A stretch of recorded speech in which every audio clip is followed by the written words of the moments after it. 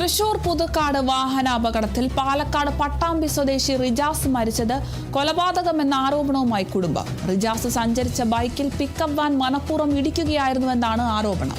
അപകടത്തിന് 10 മിനിറ്റ് മുൻപ് പിക്കപ്പ് വാനിൽ സഞ്ചരിച്ച തമിഴ്നാട് സ്വദേശികളും റിജാസും തമ്മിൽ തർക്കമുണ്ടായി. അതിന്റെ വൈരാഗ്യത്തിൽ മകൻ സഞ്ചരിച്ചിരുന്ന ബൈക്കിൽ കരുതിക്കൂട്ടി ഇടിക്കുകയായിരുന്നുവെന്നും പിതാവ് ആരോപിച്ചു. വാഹനം ഓടിച്ചവർ മദ്യപിച്ചിരുന്നതായി പോലീസ് കണ്ടെത്തിയെന്നും പിതാവ് പറഞ്ഞു.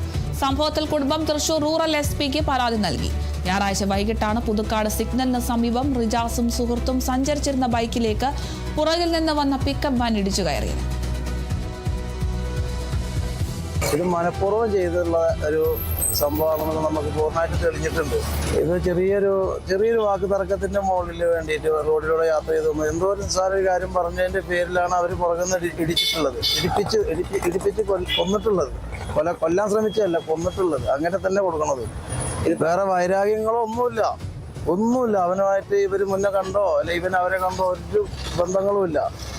ഇതെല്ലാം ആ ഒരു 15 മിനിറ്റിനുള്ളിൽ നടന്നുള്ള കാര്യം. വണ്ടി റോഡിലോട്ട് അവർ വെട്ടിച്ച് നോക്കുമ്പോൾ എന്നാ കാണിക്കുന്നതെന്ന് ഓടിക്കുന്ന ആൾ ചോദിച്ചു.